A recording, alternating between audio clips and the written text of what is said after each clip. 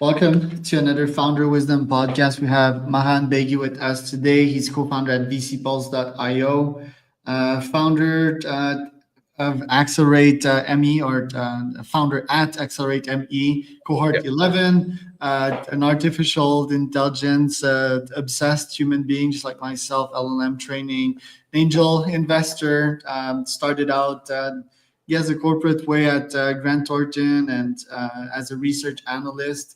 So it's going to be a fun one today. We're going to talk about crypto, AI, and tech, and everything that Mahan is up to nowadays. This podcast is presented to you by podpray.com. If you want to start a podcast and monetize on it, we use podcasts to generate leads, generate investors, generate partners in your business.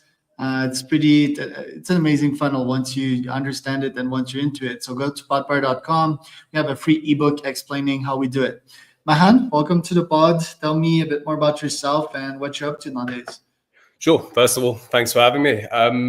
Yeah, I'm Mahan, clearly. I'm the co-founder of VC Pulse, and essentially VC Pulse is a platform that tries to help VC portfolio operators get their most valuable resource back, which is time, by leveraging the wealth of thematic portfolio data they receive and trying to give it some direction. So that's what we're trying to do with VC Pulse. It kind of spun out of a uni project. Me and a few of our graduate class did a course in innovation management and entrepreneurship, which means we really like startups, because why else would you do that course? And we decided to delve into the problem. Turns out it was a real problem. And yeah, we've been building it ever since, and it seems to be going well and something that people need. Right. How did your entrepreneurship career started? What prompted you to go into that? Yeah, so in 2021, I was just finishing up my undergraduate degree in economics. And like most people who did that degree, you want to go into asset management, investment banking, or anything with a good starting salary for a graduate. I ended up working in something I wasn't expecting to work, which was essentially an exec search firm for technology startups. And through that, I realized I really, love the startup space. And my role very naturally evolved into essentially selling that exec search solution into portfolio support teams at VC funds. And the people I was very much dealing with were these people in the portfolio support and platform function at these funds. And these people all had that kind of one theme in common, even though platform and portfolio operations isn't universal across any fund. They're all fairly reactive to putting out portfolio fires, normally very stressed, and normally with very limited time to talk to me. So we decided to pull on that string, work out why that is and what we could do to make it better. And, we just started building it at university, started a few accelerators since university, being on them, that is. And yeah, like we've just been building it since then. I guess that's where the entrepreneurship started for us and for me. Right. And why the VC world? Do you think it has better leverage and other business models? Yeah, so I think for us, even though everyone's trying to make money, like at the end of the day, we're very passionate about the space. And when we look at, the most impactful companies of the last 20 years, you think Google, Airbnb, Uber, these all come out the startup space and, being venture backed for the most part. And venture as an asset class is becoming less and less appealing to investors. They'd rather put their money in somewhere which is a bit less risky. So for us, we kind of want to improve the whole venture ecosystem. And we think the way to do that is, venture does rely on the power law. One investment will return the fund. But if we can help the rest of the portfolio or make the chances at success for venture fund and venture portfolio companies increased, we can help, the whole landscape and then the whole world in turn, because startups, have that ability to impact the world. Do you think the VC world is going to change in the AI age? What kind of disruption would AI bring? For example, can solo founders build a behemoth of a business just using their brains and AI agents nowadays? Yeah, I mean, there's that big thing where it's like, where's the next $1 trillion one person company coming from? And is that even possible? I don't know if I'm the best position to answer that or give the timeline for that, but the opportunities definitely exist. And everyone's going on about how it's going to replace jobs, et cetera, et cetera. But like you look at the advent of the internet and how many jobs were created and how much economic growth and impact is created through the potential of, creating category defining companies. I think the real opportunity for these kind of applications and the whole AI integration into the landscape is the invention of new categories and new spaces and new dimensions for things to get built in. Like at the moment, especially now, we're seeing a lot of infrastructure level stuff, building the initial models, and then application level stuff in categories that already exist. But the next thing will be, finding these kind of dead spaces which don't even exist yet, which I think it will be able to do. I know that sounds very generic and wordy, but that's my belief at least. And specifically, how are you using AI in the context of VC Pulse or your daily operations / activities? Yeah, daily operations. My chief of staff is essentially an AI chatbot, right? So it does help on a day-to-day basis. More specifically into the company we're building, we initially did start at looking at just being another portfolio monitoring company, taking data from portfolio companies, giving it to the VCs and letting them interpret all that stuff. But we found by using artificial intelligence, we can save a lot of time for VCs by doing the analysis of their data and giving it direction. So essentially, we have different agents which are specialized sitting on top of the different portfolio data. So we have a synergy agent looking for opportunities within the portfolio where people can collaborate, risk and crisis, talent agents as well. And all these different agents kind of sit on top of the portfolio data and look at everything thematically as opposed to looking at each individual portfolio company in isolation. And through this, we hope to be able to generate valuable insights for people to be able to work out what to do where. So I think it's easy for everyone to pretend they're an AI company now, but for us, it's really integral to everything we do. So yeah, that's how we're using it. And what's the Web3 aspect of VC Pulse? So yeah, there isn't currently an active Web3 aspect to it. I guess in time, some of the agents will be very specific to Web3 portfolio companies, looking at token tracking, et cetera, and kind of running that analysis specific for Web3 funds and the nuances of a Web3 fund. But that's what it will be in the future. And if you can walk me through the old way of doing VC via the VC Pulse way, like how are you making sure that the founder is good? Is it only like metrics, or are there other like wild unknown metrics that you put it in there to predict if this startup is going to be successful or not? Yeah, so I think, with venture capital, it's always a risk. You never know what company is going to be good, and you're only as good as the data you get and the data you interpret, right? The problem and what we're trying to identify is where can growth be created within venture capital portfolios. It would not be able to exist in isolation without a venture capitalist there doing the human qualitative elements of interacting with a founder, understanding them on a personal level, because when you're investing in a pre-seed company with a 30 mil valuation, you have to have a pretty good gut feeling about the guy or the girl who's leading it first. So we hope we can have some impact in portfolio support, but picking the right people and making sure they're doing the right things is very much still on the VC's shoulders and their responsibilities to start with. We just hope we can offer support along the way as that company is growing and activate the VC network and resources they have within the fund. And you invested in Cred. What was your investment thesis on that one? I love the team. I love the founder and the managing director, and they just work. It's essentially they're trying to build a credit super app to take on the likes of every kind of neobank which is trying to doing it now, but to some extent haven't been able to do it within the credit space. So yeah, like for me, it was just a team, and angel investing is one of those risky sports, but I have that kind of gambling mindset, so I'm always up for it.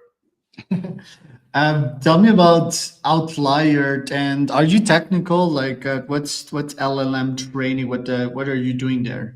Yeah, so Outlier is essentially a subsidiary of Scale AI, which is one of these big San Fran AI training companies, right? So these companies get hired by, not hired, contracted by the likes of Google, Meta, etc., to train their AI models and make it better.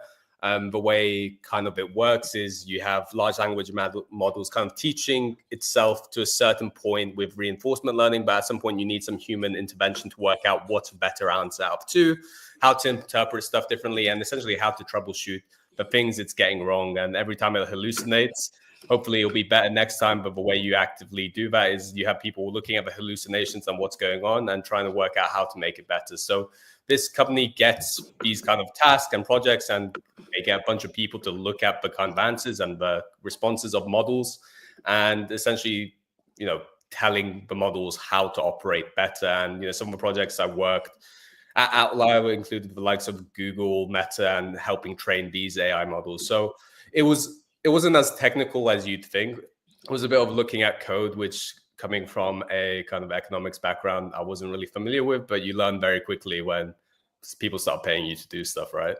Yeah. Do you think we have AGI now? AGI, I think it depends on the definition, of course. Probably, if I had to guess, no. And I think it's one of those, it's very difficult to understand what AGI is, and the potential of it's clear, but understanding what it fundamentally is on a base definition is, I think, fairly difficult, because everyone will kind of blur the definition to kind of prove their point, whether we do have or we don't have it. What I was actually looking into for a while was looking at consciousness and using AI to kind of replicate consciousness, and at what point does consciousness become apparent in AI, and what's kind of programmed. But I think it's a very interesting space, and it will just depends on your definition. It depends which argument you want to make, because you can go both ways. Yeah, I think we have it because it's smarter than most humans, just that it's not agentic. And another weird criteria that I had for that was at what point will it be funny? And AI is quite funny nowadays if you prompt it the right way. Once it has agency, do you think that consciousness may emerge from there? Is that the next step for AI to become conscious?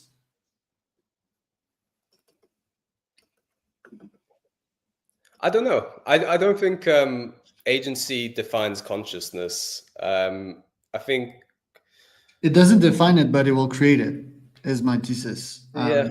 I don't know. I feel Because like it's a feedback loop, right? It's a constant feedback loop. I guess it depends. Like the way, typical humans and animals and anything which we assume to have consciousness interacts is we're kind of hard programmed to react to different stimulus, right? Because of our actions. And if you give an AI agent the chance to do actions and get that stimulus and that feedback loop, they're very similarly programmed to us to exist in that kind of way. I think with consciousness, it's just difficult to observe, right? And no one's got a definition. Is it you have to go into philosophy and look at it from that perspective, or the technical perspective, and it's all a bit of a headache at that point. But yeah, the opportunity definitely exists. I think things will be able to mimic consciousness a lot quicker than we expect, and by that point, I mean, half the world will believe things are conscious because they can mimic consciousness. And at that point, it doesn't matter if it's actually conscious, if it's already expressing kind of human or conscious behavior.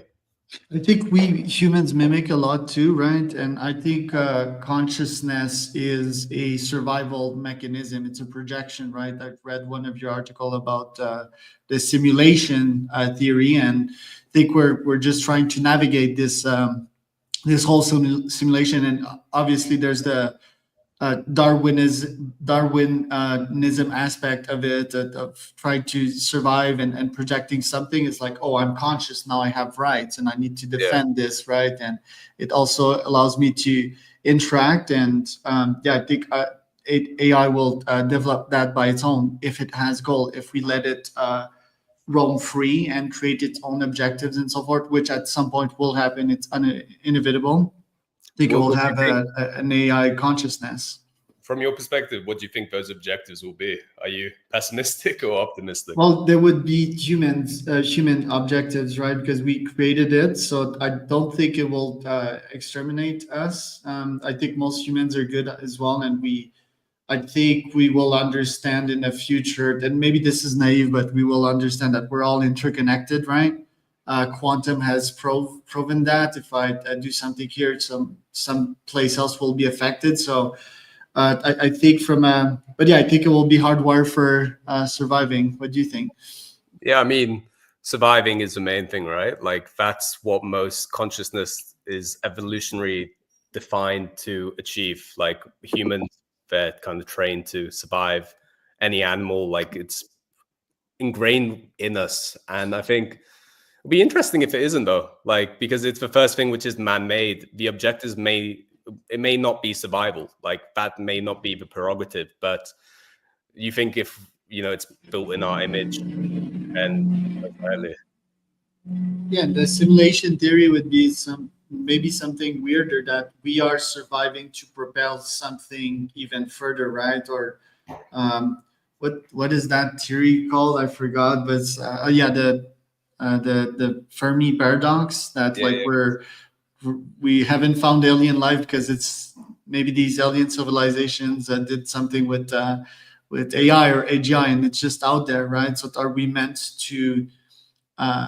propel that? And the real question is, are we a real threat to AGI? Maybe if we merge with it, right? It's like ants. Do we exterminate ants? Well, I mean, we step on them, but we don't. Most of us don't actively go in the forest trying to exterminate them. We just let them live. So it seems like the ending of movie Her, right, where they all just kind of drifted into a different state of consciousness. yes. Isn't apparent to us, and it's similar at that point we're the ants and they've kind of drifted off into a whole different world. And ants are amazing, by the way. They are. They're also dangerous. They tried to exterminate my garden the other day. I had to put some powder to prevent them from coming in my driveway. Else, I wouldn't have any plants. Coexistence isn't possible then, I guess. Yeah, it's like I mean, it's win-win, right? Like, and that's the main thesis in business, I guess. Yeah, I was reflecting not so long ago on the effectiveness of sales, and if sales are going to scale themselves. Do you think that most startup in the future are going to be fully product and value propelled, or sales is still going to be in the mix, let's say 10, 20 years from now? Yeah, I think sales, it's been the predominant driver of some of the largest vehicles in terms of startups over the past 20, 30 years. And I think it'll be interesting with how much automation and how much kind of, sorry, did you disappear? I'll get to think about it. Okay, awesome. I was just thinking, I think it'll be interesting to see how minimal you can create in terms of a proficient sales team with all the tools and technology out there. But I think with the ability to create applications more simple than ever nowadays and more easily than ever, I think it will all be about product and product experience and people being able to interact with the thing they find the best, and prices of products will be all the way down. So people will just be using what they enjoy the most, as opposed to things out of necessity, because if it's being built out of necessity, people can build a competitor as well, just as easily with a bit of a price reduction too. Last question for you. You're young, you just graduated. What's next for you? What do you foresee for yourself in the next couple of years? Yeah, I mean, it's the life of an entrepreneur founder. You take it day by day. You hope to live to tomorrow, and you keep it moving. You keep throwing yourself into your passions, into the deep end, and surviving day by day like a cockroach. Like a cockroach, so elegant. Where can we find out more about you, Mahan? Yes, so I have a LinkedIn, of course. I think that's the main place. I don't really do too many tweets. I probably should get on that. But yeah, mainly LinkedIn. Connect to me on LinkedIn, message me on LinkedIn. I normally reply as long as as long as the message isn't AI generated, and I can tell nowadays, I normally reply to people. So yeah, just connect with me on there. That was Mahan Beigi and Charles Cormier for another